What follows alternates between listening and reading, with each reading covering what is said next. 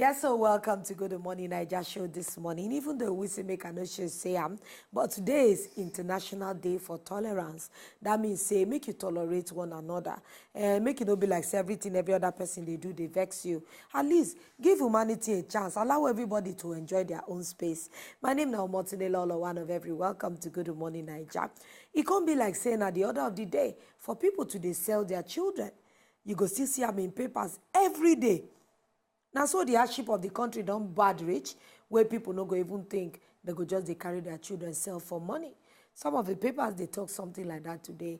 But you go need to babireki with us until we enter with newspaper headlines. Today promises to be very interesting, so no miss them. All right, now just talking about tolerance, because we don't see Sage, because say this community, you know, they tolerate this other community. That is what they call wars and battles and fights. And conflicts between and conflicts. states. Why this person I do, this one I Yoruba. Yes. It's because we know they tolerate one another. When you tolerate the differences where everybody gets, you go no say no be everybody be a Igamosoy. No be everybody be a Luyole. No be everybody they come from your area. But they are all human beings. They deserve the same rights where you get. If you want people treat you with respect, you need to treat other people too with respect. Okay, that's now why the United Nations actually put today as the International Day for Tolerance. And the talk say this one are to educate people about the need for tolerance for inside with society, and also to help them understand, say, if you not tolerate each other, negative impacts there if you not actually tolerate each other. So I beg, please, let's live in peace and harmony. Now, today on top of the show, we go get some casual guests. We're going to join us inside the house to talk about something where it is very, very important for inside Obodo, Nigeria. We go talk about employment. We go talk about if Nigeria actually gets better jobs on ground for unemployed graduates. A lot of things that we'll talk about for inside the world of employment today. So you're going to stay tuned. My name is Wazobia, your one and only Benin Princess. Good morning, Naija.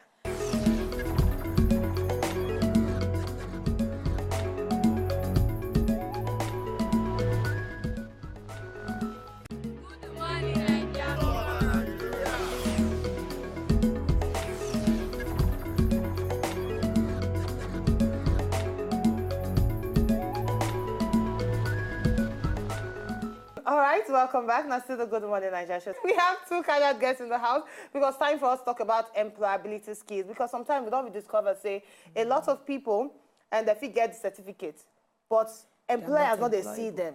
Not they see the capabilities for inside their body. So that's now why I want to talk about them today. So you wait, they look for a job. Now change the station because we get two casual people in the house. We get Asha Adeniyi, him now the senior management executive, and you know, actually get 7 years experience on top of him. And also, Ina, the co-founder for Gudu Jobs and managing director of Poise Graduate Finishing School Academy. Good to have you in the house.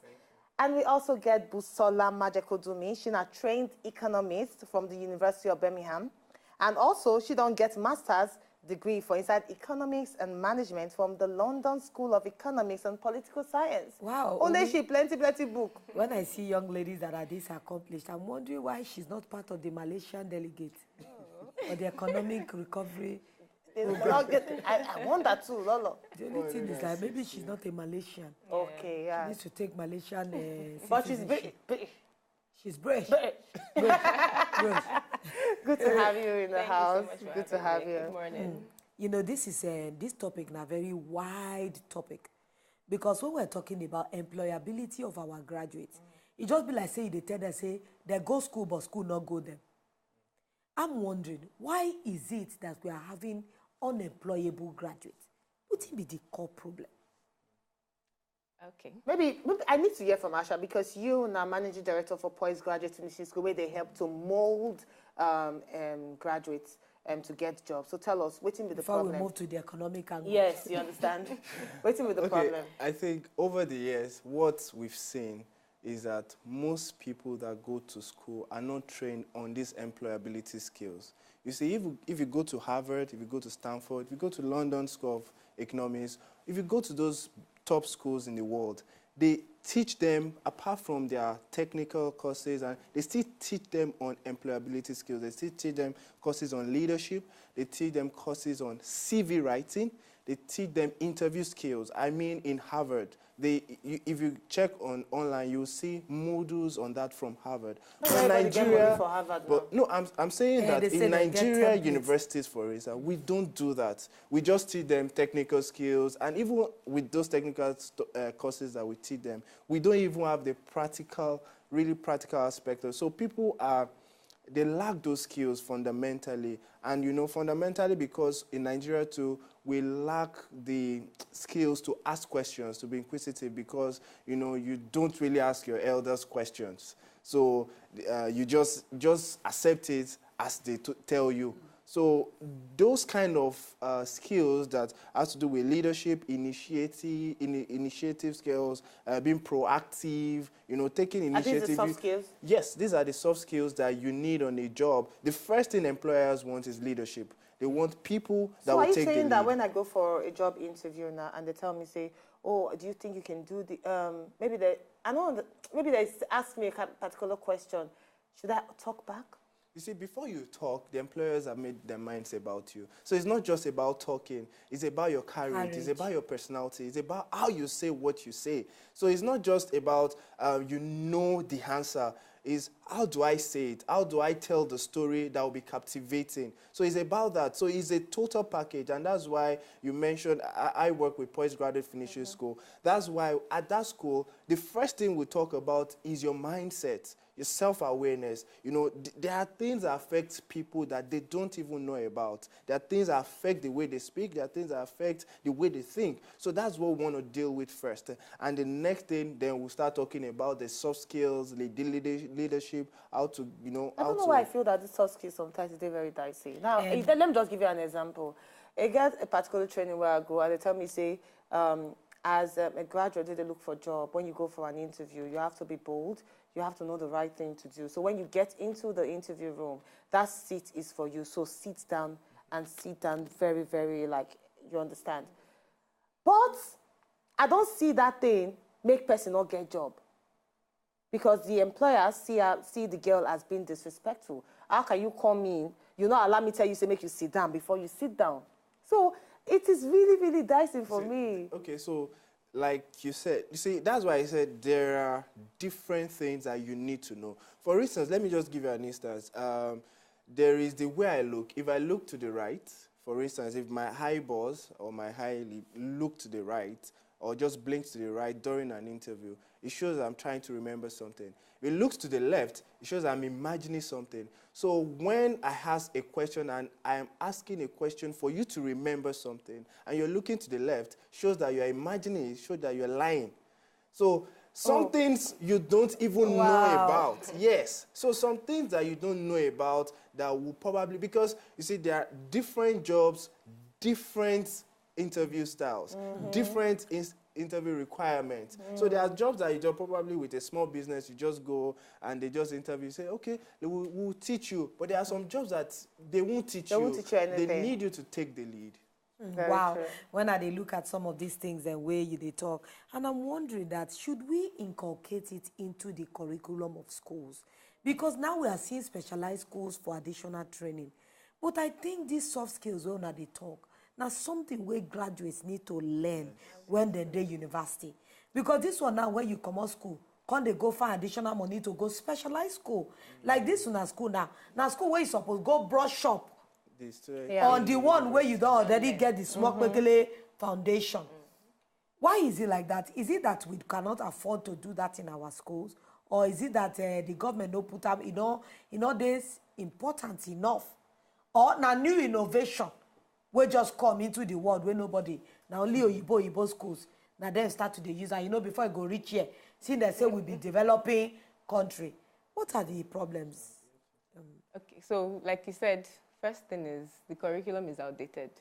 And one of the things I've noticed is our lecturers, don't actually have that work experience. So they've never really worked in an organization before. So even when they're teaching, they don't know what they are supposed to add. So going from my own experience, I used to have a lecturer that worked in World Bank. So when they're giving examples in classroom, they're giving those real life examples and saying when you approach a job interview or when you're on a job, this is how the economic principles apply in the real world. So those little things, because people just go from undergraduates, then they do a master's, and they stay back in the same university environment, they become a PhD holder, then they become a professor. So they really don't even know what is going on, and they don't actually have those trainings to go and learn as well. And then I think there's also that unwillingness to adapt our curriculum, because all this, there should be like partnerships with schools like the Poised Finishing Academy, with universities. Because I know then I did, so for my first year, that's on the 100 level, we had, I signed up for something called Career and Employability Skills. So it was side by side. So in the evening after classes, I'll go for that one and learn about how to write a CV, cover letter, how to sit in an interview like you were saying earlier. So how to even read people in the room. So for example, you should know when you're allowed to just go in and sit. If, for example, your interviewers are relaxed and they're like, oh, welcome, do have a seat, and then you can just go in and take ownership. But if it's a place where you notice that it's, for example, like a professional services firm, not an IT firm, so like knowing how to behave in different industries are things that you can learn alongside while you're in school. And then I also feel like the internship culture is missing, which is also, because if, as you are getting your degree, you're also, so during the holidays, you're actually getting a real job. So you can come into here if you're a journalist student and you can actually take an internship, not that general IT that you wait till your 300 level. Like you can just take a part-time job. It's already becoming part of you. Because I noticed while I was working, so I used to work with Deloitte, and I realized that most people just come into the work environment and everything is brand new. So they expect that 2 weeks or 3 weeks training you get at the beginning to change your mindset, to give you initiative, but it can't really happen because my auntie would say adults have made up their minds. So it takes a long process. That's if they're even willing to change their minds. I would take it to work. So I would take it, it's even on the graduates themselves or people with their school, because instead of interning in a place of your field, as in where you waiting to study, they actually prefer to go the BB company where they go to pay them money. Give them money. So I think that internship is still there. Yes, we need to actually build on it. And also a lot of schools now, they actually do this career development and training thing. And Poise, I see that they are doing some kind of collaboration with some universities. Tell us about that. Okay. So Poise Graduate Finishing Academy is currently in Babcock University.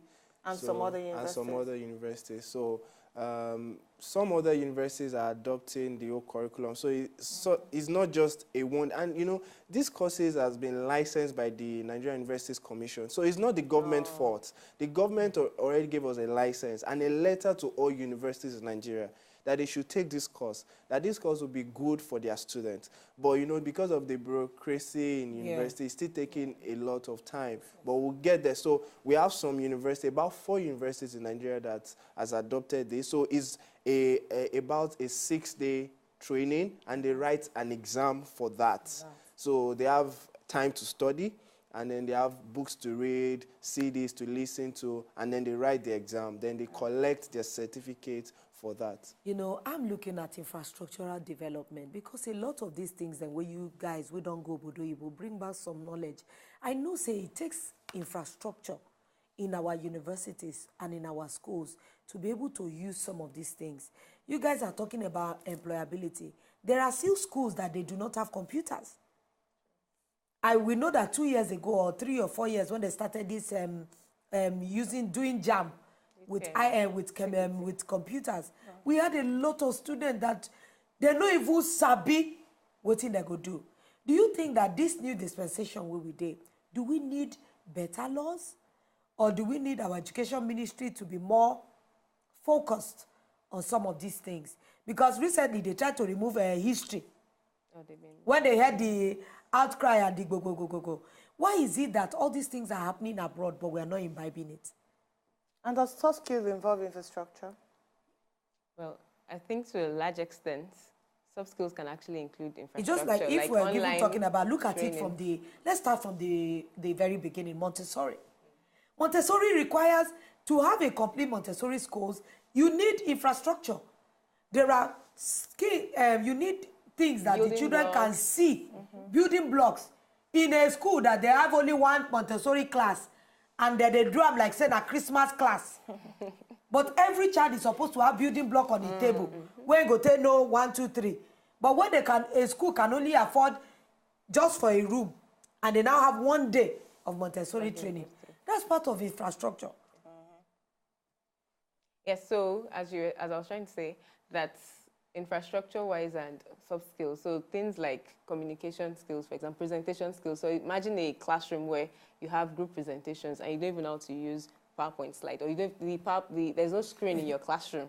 So those are that's a way that infrastructure and soft skills can actually work together. Because when we have group presentations in university level, you can even have it at secondary school level, but this will probably be only in the rich private school, which is not everybody can afford it technically.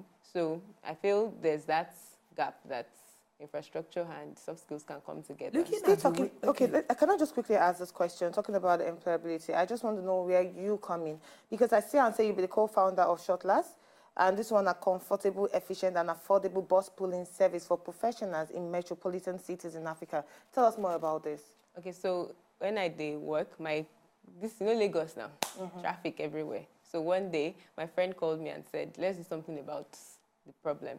And not everybody wants to. When you get a job, the first thing you're thinking is how to get a car in Lagos, because you just want to be able to get to work safely and comfortably.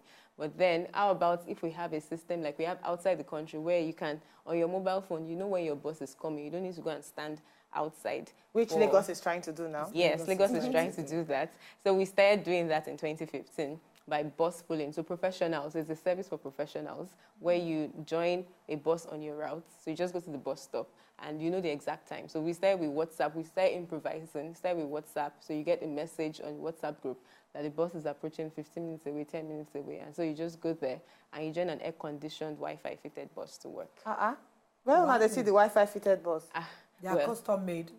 They are so of course we put the Wi-Fi on the bus, not that the Wi-Fi comes I know, with the but bus. where do you see these buses now? When I get the bus now, yes. So we now us get the bus, and then we also partner with some bus companies. Wow, that's very ingenious. And this era where we're talking, there's a new bill now where they don't already almost finish, not too young to roll. Do you think that the new generation of youths that we have, because when I see progressive youth and things that we don't do, they blow my mind, they make my mind open where we say, these are our youths, they sabi. What do you think about our generation? This new generation, do you think we're equipped for leadership? Asha, answer. I think from the experience I had with 100 Nigerians between June and August in the United States, blew my mind, and I think we're ready. About that. Was it the Nelson Mandela? Yes, it was the Mandela Washington Fellowship Award by the United States for 100 Nigerians in business, in public leadership and civic leadership too. So I saw a lot of people in the public sector already that are doing so, even civil servants that are doing so well, young people between 25 and 35. And they are doing so well. They are committed, So I see that with time, these people are passionate. And with the business people like us too, that are doing so well, that will support them with resources, with our abilities and every positive thing that we have. I think that we will get there. Because because for instance, we have one of the youngest people in Nigeria managing one of the largest fund based in Nigeria with millions of dollars of funds. Who's that person? No, please, you have to say that. I need to be friends with that person. We can talk about that after. Okay, So, but it's a very young Nigeria. We have an executive director in the power sector, a young Nigerian too. So we know that we are coming up. We know that we don't have to know someone to be in the high places. We know that if we are competent, if we're good at what we do, then we'll certainly, the baton will be given to us. Yeah. Wow, I like the way their mind they positioned. So let's talk a little bit about the economy. Why do you think our economy is just receding? Because we're looking at every indices that is happening around the world. Are there things that we're not putting in place in Nigeria that is making us remain in recession? Because from what we heard, they said that by next year, we'll enter 1 digit. That means we're still in the minus. Why, just from your own... Because you're an economist. Yes, so you're an at economist. least you got to observe what they happen for inside Obodo Nigeria. Okay, so I remember I wrote an article I think in 2015, and it was the consuming nation, the devalued Naira. Because that was when this whole recession was starting to eat, and it was just looking through what's been going on in our country. And I think that also kind of links to the conversation that entrepreneurship is, that our economy is not poised to create jobs, or to not just create jobs, to actually be a producing nation that can export and actually raise our Naira, like make our Naira appreciate against the dollar, because it's more like we're always if we look around the room, maybe 80% of the things are imported. Thankfully, there are initiatives like buying Nigerians through the Naira. And, but also looking at how we can harness all the resources. I was in a meeting the other day, and they were talking about tin mining. And there are so many things that we're not actually tapping into. Like I was reading earlier about Ajaokuta steel. That's like an industry alone that, assuming you were keen into it. So there are so many things that are just going down the drain that can actually take our economy from where it is right now to where we are supposed to be, and help us solve the problems of inflation, unemployment. Because once people actually get jobs, then they are going to be buying things, and then GDP would grow. But if all those missing things, like getting infrastructure for people to actually run their own businesses, even to run a business in Nigeria is a headache. Not so, even for me to think of employing more people such that we'll grow the economy from our own little angle is missing. Wow. All right, you know what, we're going to need to pass more break. And when we come back, I'm going to need to hear from you, Asha, because I see, say, for inside Gidi Jobs, Unado actually lead like more than 40 clients and recruit about 1,800 positions. We're going to talk more about Gidi Jobs right after the break, so just stay with us.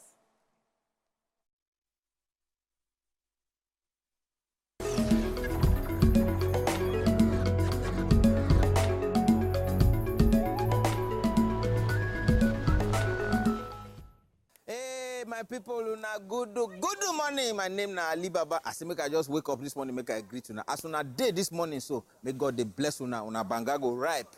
As it be so, una no go use leg knock stone when go cost una wahala. The stone when una go kick, na the one when go make una get better money. You know, say them talk say if you use right leg kick something, better they happen. Una left leg no go hit waiting go make una disturb on herself. And I do greet una. Una well done. Una they watch this good morning show. May God bless all of una and una banga go ripe as I talk. Now Alibaba say make I greet una so.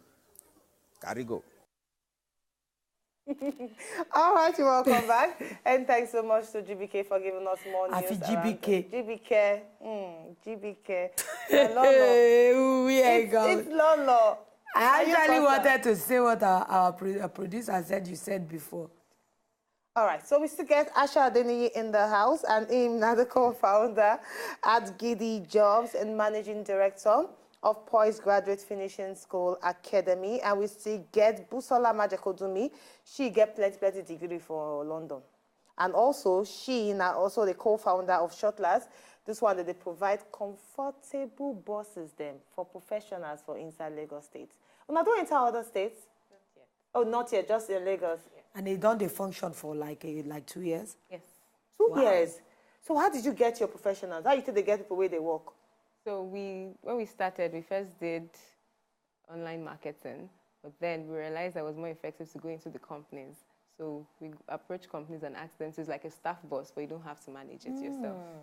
That's really nice. So let me talk to the Gidi man himself.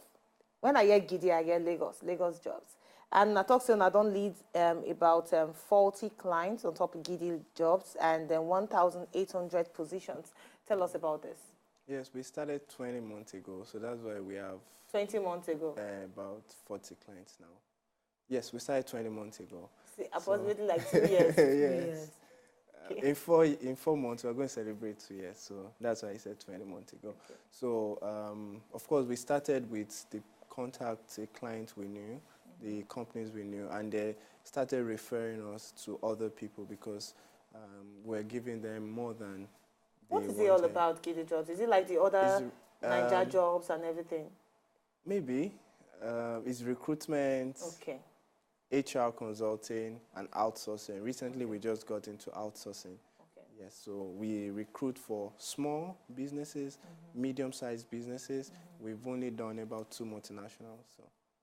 So about 1,800 Yes. unemployed graduates don't actually get jobs on your platform. Yes, through us directly. So do you train these graduates at all? No, before I joined POIS, we were not involved in large-scale training. So all we're doing was just to advertise our job positions and recruit them. Yes. Wow, very, very ingenious. I just they look at the forward, the next generation, the things them way that they do. You know, a lot of times now we're beginning to see that the world has become even smaller. Before, when a couple of years ago, when we hear the world is becoming a global village, it'd be like, say, day your head. But now we can see the reality. You can have something on social media and everywhere around the world. Do you think that we're taking advantage of it as we should? Because I just met somebody from Beijing recently, and I never knew that in a communist country like that, there are so much restrictions on social media. They don't have access to some Facebook, so many Twitter. Yes. And I was like pleasantly surprised that, are you kidding me? In a country that is that technologically advanced, they still get a lot. They said in their own place, people they call them. You get something where WeChat. Now they use pass. Yes. When they tell on Instagram, they look me like, what's it be that? I'm wondering, do you think we're taking advantage of this as we should? Or there are still giant strides to be taken? Well, I would just say something first. I'll come from the angle where Busola spoke about the economic development. And I was thinking about China then, that if you look at the yuan and the dollar is still stronger. And just look at how advanced they are. And still the dollar is stronger. And we have not started yet, you know. But when we look at, say, the world is a global village, we are taking advantage of IT, and we're taking advantage that we have a lot of freedom. At least the government is allowing a lot of things from the citizen. So we have access to Instagram, like you said, and our youth actually creating so many other things. Like we know about a lot of, I don't know if I can mention them, but we know about a lot of IT ideas in hotel industry. Yeah. We know you can book an hotel online now. You can, if you want to buy a car, you can go online to buy the car. If you want to sell your car, you can sell it in 45 minutes. If you want to sell a house, buy a house, you can do that. If you want to buy groceries, you can. If you want to buy raw materials straight from the farm. You can also do that. So a lot of youth are already doing all those things in Nigeria. So we're employing more people. You see, most of these jobs that we've recruited for, most of them are small businesses that are just starting up. So someone needs an executive assistant just for an idea that he has, then they just partner together and bring it up. So a lot of youth are doing a lot of things, especially in IT and agriculture, and I think we can also partner with them. And, you know, last year, I know the investment that came into Nigeria was over $100 million in IT. So I know a lot of people are interested in, especially investors, VCs, they are interested in investing in Nigeria. Busola, your long-term goal is to provide quality, innovative, and relevant education for African teens and children. How do you plan to go about this? So last year, I actually started an organization called Stirring for Greatness Foundation, and we work with teenagers for now. Basically, we provide leadership, technology, and entrepreneurship training for them. So it's more because I realized that that the education is not relevant. So it's more book knowledge, and they don't actually know how it interfaces with what is going on around them. So we come in together into the room. We have boot camps. So in August, we had a 1-week residential boot camp where the kids had ideas, and so they come up with ideas, and then they had to turn it into a business and pitch it. So they started learning those skills. And it's more, so the things that's more like the things you learn in the boys or finishing school, were actually, because I believe you have to start from small, catch them young, so that it's already in the way you think, changing the way they think. And one of the ways we hope to achieve that is to take that curriculum into secondary schools, primary schools, and let it be part of how we run. So either as clubs or even as part of your classes, so getting them to collaborate together, because I believe collaboration is a new competition. Not, you know, our current system says you sit in your own table and then you have to write your own answers. But really, in the real world, when you're working, you have to be able to share ideas with the next person and say, do you think we should do it like this? And helping them adjust accordingly. Wow, I'm so interested in that because I have a pre-teenager. My head on the work. Plenty children. Yeah. That a lot of young children, need, minuses. you know, so many skills like this. Because I went to a school yesterday and I was telling them that book knowledge is one. Now you have to retrain yourself even from the time that they're small. I'm wondering that, are we taking on too much? Because now you find out that children no longer rest. They have hectic schedules. Yes. My own sons. Sometimes, you know, my 5-year-old say, Mommy, I'm tired. And he threw his book out. Because they stay in school. He does after school. After school, he has after lesson teacher. After lesson teacher, he has Bible study. After Bible, they'll do music training. Do you think that we're putting too much pressure on our youth? And now we're beginning to have depression in young people. They are seeing some of their mates. Now I'm seeing young CEOs. They are doing little things for some children in some schools. And it's putting pressure on our young ones. Where do you think that we draw a line? So I believe that we need to find balance. So Finland, I don't know if you've heard about the Finnish education system. They are doing something like that. There are no assignments anymore. So there's something called the flipped classroom. I think if we actually look at that direction where learning is a bit, although I know there's a place for the traditional classroom, but then drawing that balance and including an African content into it such that you can learn at your own pace in a way that you can learn at home, and then when you come to the classroom, there's less work such that the pressure is drastically reduced. It's not just like you have 16 subjects and you have assignment for 16 subjects. I'm just 5 years old or 10 years old. Yeah. Why is there so much to learn and do? So I think we need to draw the line in that aspect and saying, how can we reduce and ensure, because half of the things that they're learning is just cramming. I call it la cram la pour. At the end of the day, nothing is really sticking. And you're supposed to actually stick, experience it, and know. After you don't go on long strike, you just come back to school, they say exam. So all you need to do is to cram, just cram. Yes. Now, actually, yesterday I get some trainings or something about entrepreneurship. But before we talk about that, let's talk about the buzz about starting your own business. Hey, every event that you see, start your own business. How do we train people on how to be functional at their jobs? Yeah. If we're always concentrating on starting your own business. Okay, so there is this tool that we have at Poise that actually is a recent tool. We just partnered with a company in the US that helps you to determine, based on your answers to the 700 questions, tell you what your interest is actually. You see, when I was growing up or when I was younger, someone told me I'll be an engineer. And then I went on to read engineering. But while I was in 300 level, I knew completely that I was not going to do anything related with engineering because I sleep on the line.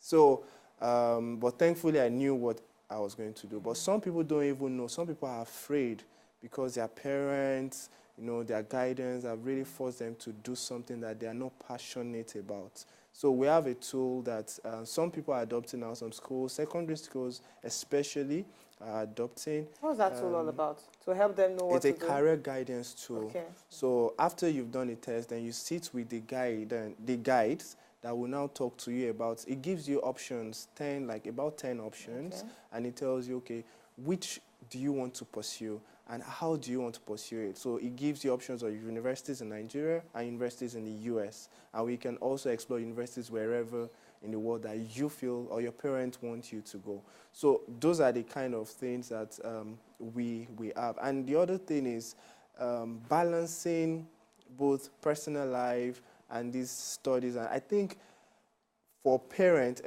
we should be real to our children. We should be real. We should, when we were growing up, we always say, I was the first in class, you should be the first and all that. We should just be real. We should know that these children are human beings.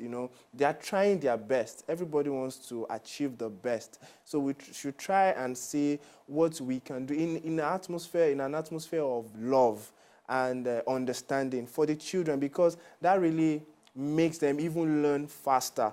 that makes them learn better. You know, that's why most children are influenced by their peers. Because when I wish we can keep you here forever, but I just want Busola to answer my question. Busola, must everybody be a business owner? Because you concentrate more on entrepreneurship rather than you being functional at your workplace. And I think that is actually, I think it's because it's a buzz, so it's like everybody's going with the flow, but I don't think that is actually the way to go, because some people, even when you become an entrepreneur, you need to employ other people that would work for you. And I believe what we should be emphasizing is the entrepreneurial mindset. So when you're on a job, think like the owner. How do you think we can grow this business such that I'll be promoted as well and my income will increase? I think that's what is missing. Not just everybody should become an entrepreneur for being an entrepreneur. So tell us about the event. Is it what you just mentioned now, the training you have impending? Because I heard that there's an entrepreneurship training coming up. Oh, yeah. Well, we have several trainings coming up. But the entrepreneurship training is coming up in conjunction with a university. So it's going to be so big. So and we also have a summit that is coming up for job seekers to come get job. When is the summit? That's December 7th. 7th. Where will it take place? 277 Babs and Masha and Sulere. Okay, Sulere. Yeah. All right. But they can follow you online, Poise Nigeria? Yes, Poise Nigeria, Giddy Jobs NG. Okay, and then you get all the information. Yes. What about if professionals want to actually get in touch with you? Yes, so you can follow me on Steer to Greatness. Steer to Greatness. So STEER, so Steer to Greatness. And then you can also follow me on Busola.magic. Thank you so much. Wow. Very interesting. Just they look there like, whoa, how make I swallow them? But you see, that is what we always bring to you on top the Good Morning Nigeria show. Things that will go educate your mind. People that will go ginger your mind to enter the right level. But now the time we will get today, now be that. To enjoy more of these our Ogbonge videos when you just watch, press this button to subscribe on top of our YouTube page. You go love her.